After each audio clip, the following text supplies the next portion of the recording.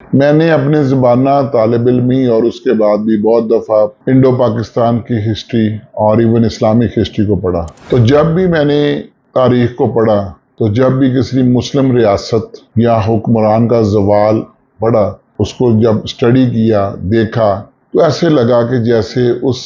حکمران نے اپنے پاؤں پہ خود کلہاڑی ماری اور اپنی ریاست کو توڑنے کے لیے تمام وہ کام کیے جو بندہ سوچ نہیں سکتا۔ میں اس زمانے میں اس بات کو سمجھ نہیں پاتا تھا کہ کس طرح ریاست کا حکمران یا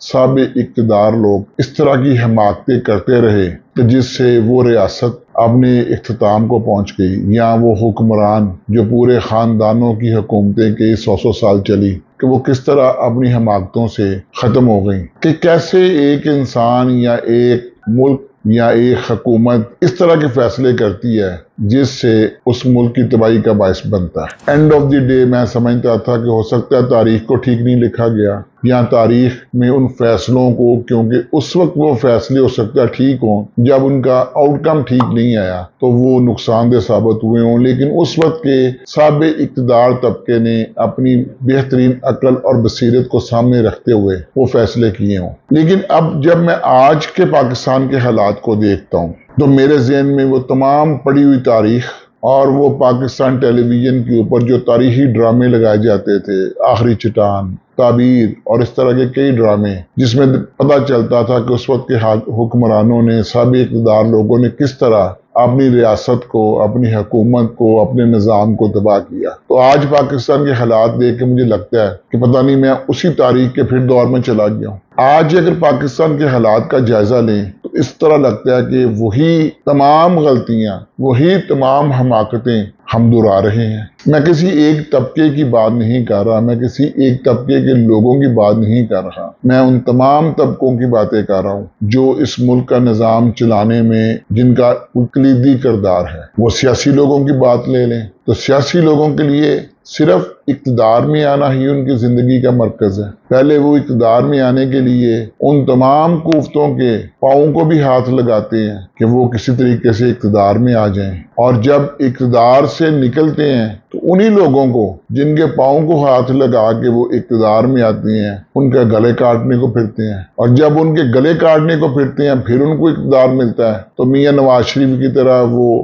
ووٹ کو عزت دو کا نعرہ بھی بھول جاتے ہیں، اور میاں شہباز شریف کی طرح ان کا نسب و لعن صرف ان لوگوں کی خوشنودی ہوتی ہے، اور اس میں وہ یہ بھی نہیں دیکھتے کہ ہم جو حکومت چلا رہے ہیں اس کا فائنانس منسٹر بھی ہم نہیں لگا سکتے، وزیر داخلہ بھی ہم نہیں لگا سکتے، خارجہ اور دفاع پہلے ہمارے ہاتھ میں نہیں ہے، تو پھر بھی صرف اس لیے وہ خوش ہیں کہ ہمیں اقتدار ملا۔ سیاستدان تو چلے اقتدار کے لالچی لوگ ہو گئے، پوری دنیا میں سیاستدانوں کے بارے میں نیگیٹو سمجھا جاتا ہے، لیکن جب میں دوسرے شعبوں کی طرف دیکھتا ہوں، میں اگر صحافت کی طرف دیکھتا ہوں تو ہر صحافی اپنے یوٹیوب چینل بیچنے کے لیے، ڈالرز کمانے کے لیے یہ دیکھ ہی نہیں رہا کہ ملک کا مفاد کس میں ہے۔ اسے یہ بس پتا ہے کہ میرے ویوز کس سے بڑھیں گے، میرے چینل کس سے زیادہ مجھے منافع کیسے آئے گا، یا وہ کسی کے حق میں ہے یا کسی کے خلاف ہے۔ وہ جو ایک نیوٹرلٹی کا ایلیمنٹ ہے وہ نظر ہی نہیں آتا۔ either you are with me or you are against me کا فارمولا چل رہا ہے۔ کوئی صحافی ایسا نظر نہیں آتا جو حق اور سچ کی بات کرے، جو ملک کی بہتری کی بات کرے۔ اب بیوروکریٹس کی طرف آ جاتے ہیں۔ اس سے زیادہ پستی کیا ہوگی بیوروکریٹس کی، کہ وہ بیوروکریٹس جو جاب جوائن کرتے ہیں اور ان کا یہ حلف ہوتا ہے کہ ہم ریاست کے وفادار ہوں گے، ہم ریاست کے مفاد کے فیصلے کریں گے، اور ذاتی پسند یا ناپسند، ذاتی حکومتی پسند یا ناپسند کو نہیں مد نظر رکھیں گے، وہی بیوروکریٹس جب نوکری سے نکلتے ہیں تو وہ کسی ایک خاص حکومت کے وزیر بن جاتے ہیں۔ اس سے پتہ چلتا ہے کہ انہوں نے اپنی ایز اے بیوروکریٹ ریاست کی طرف اپنی ذمہ داریاں نبھائی ہیں، ریاست سے وفاداری شو کی ہے، یا کسی حکومت یا کسی حاکم وقت کی خوشنودی حاصل کی ہے۔ میں بات کر رہا ہوں آہد چیمہ کی، میں بات کر رہا ہوں فواد حسن فواد کی۔ اب آ جاتے ہیں جوڈیشری کی طرف۔ جوڈیشری کے اندر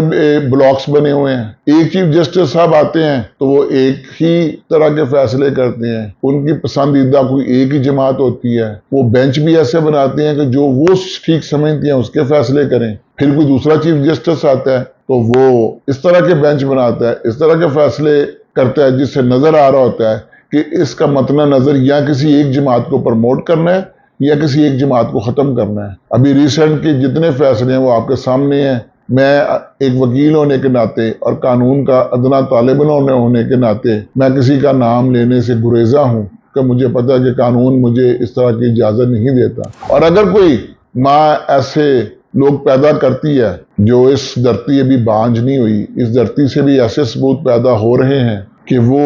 اپنی پسند کے فیصلے کرنے کی طاقت یا جرت رکھتے ہیں، تو ان کو پھر کمپلین کرنی پڑتی ہے کہ جی ہمارے اوپر پریشرز ہیں۔ ان کو اینتھراکس کے انویلپس ملتے ہیں۔ مجھے نہیں پتا کہ یہ کون بھیج رہا ہے، لیکن اگر کوئی میرٹ کی بات کرتا ہے، پورا سسٹم اس کے خلاف ہو جاتا ہے، اس کو یا ریزائن کرنا پڑتا ہے یا اس کے خلاف کیس کہیں چلا جاتا ہے جوڈیشل کونسل میں۔ اس کے بعد ہم آ جاتے ہیں کہ اسٹیبلشمنٹ کی طرف۔ تو اسٹیبلشمنٹ کے بارے میں کہ ہر اسٹیبلشمنٹ کسی کو اتارنے میں اور کسی کو لانے کے لیے لگی رہتی ہے۔ پہلے جو کسی کو بنانے اور کسی کو ختم کرنے کی سیاست ہی ختم نہیں ہو رہی، اور اس سے بڑا ستم، چلیں میں یہ بات کسی حد تک مان لوں کہ ہمارے کلچر کا حصہ ہے کہ اسٹیبلشمنٹ حکومت کو بنانے اور توڑنے میں پچھلے 70 سال سے کردار ادا کر رہی ہے، لیکن اس دفعہ تو ایک نیا ہی کام سامنے آیا جو میرے لیے بطور پاکستانی، جس کا سب کچھ اس پاکستان میں ہے، جس کے آباء و اجداد کی قبریں بھی اس پاکستان میں ہیں، جو باہر سے چھوڑ کے اس ملک میں آیا کہ میں نے اپنے ملک میں ہی رہنا ہے، اس کے لیے اس سے زیادہ حیران کن بات کیا ہوگی کہ پچھلی اسٹیبلشمنٹ کہتی ہے کہ وہ جو دہشت گرد لے کے آئے، جس کو ہم آج کی اسٹیبلشمنٹ کہہ رہی ہے کہ پچھلی اسٹیبلشمنٹ نے غلط فیصلے کیے اور اخوان انسان سے وہ لوگ لے کے آئے جو اس ریاست کے باغی تھے، جو اس ریاست کے خلاف تھے، اور پچھلی اسٹیبلشمنٹ کہتی ہے کہ ہم نے وہ ملک کی دفاع میں فیصلے کیے۔ یعنی کہ ان سب چیزوں کو دیکھیں تو مجھے دیکھ کے انتہائی دکھ کے ساتھ یہ بات کہنا پڑتی ہے کہ کسی کا کوئی ڈائریکشن نہیں ہے، کوئی قومی سوچ نہیں ہے، کوئی قومی ادارے نہیں ہیں۔ ایک چیف جسٹس اور سپریم کورٹ آتا ہے تو وہ بالکل برعکس فیصلے کرنے شروع کر دیتا ہے، وہ جاتا ہے دوسرا آتا ہے تو وہ اس کے بالکل برعکس فیصلے کرنے شروع کر دیتا ہے۔ تو نظر یہ آ رہا ہے کہ ہماری اس وقت نیشنل انٹرسٹ کسی جگہ پہ کسی ادارے میں نظر نہیں آ رہا، صرف پرسنل انٹرسٹ ہے، وہ اسٹیبلشمنٹ ہو، وہ جوڈیشری ہو، وہ یہ آپ کا میڈیا ہو، وہ آپ کے سیاستدان ہو۔ وہی ایک سیاستدان جو پہلے دوسری جماعت میں ہوتا ہے، آپ اس کو جیل میں ڈالتے ہیں، جب وہ آپ کی جماعت میں آتا ہے آپ کہتی ہیں یہ کام کرنے والا بندہ ہی بڑا اچھا ہے۔ تو بدقسمتی سے میں صرف اینڈ پہ ایک بات ہی کہوں گا کہ مجھے میری ان تمام لوگوں سے جو اس ریاست میں اہم اداروں کے اہم عہدوں میں بیٹھے ہیں، میں صرف ایک ہی ریکویسٹ کرتا ہوں، خدا کے لیے نیشنل پالیسی بنائیں، ادارے بنائیں جہاں پالیسیز چلے، جہاں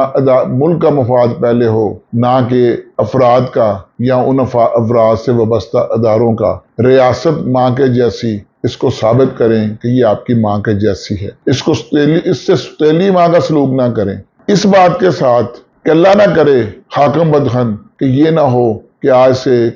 کچھ سالوں بعد میرے نیکسٹ جنریشنز بیٹھی ہوں تو وہ آج کے حالات کو جب تاریخ میں پڑھیں تو ان کے ذہن میں بھی وہی خیالات آتے ہوں کہ پتہ نہیں کہ یہ اس وقت کے حاکم وقت لوگوں نے، سب اقتدار لوگوں نے کیوں اتنے غلط فیصلے کیے، کیوں اتنی ذاتی مفادات کو ترجیح دی کہ ملک حاکم بدخن کہیں خطرناک صورتحال سے دوچار ہو گیا ہو۔ اس دعا کے ساتھ کہ اللہ تعالی ہم سب کو ہدایت دے اور اللہ تعالی ہم سب اور اس ملک کے لیے بہتر کرے، اور اس امید کے ساتھ کہ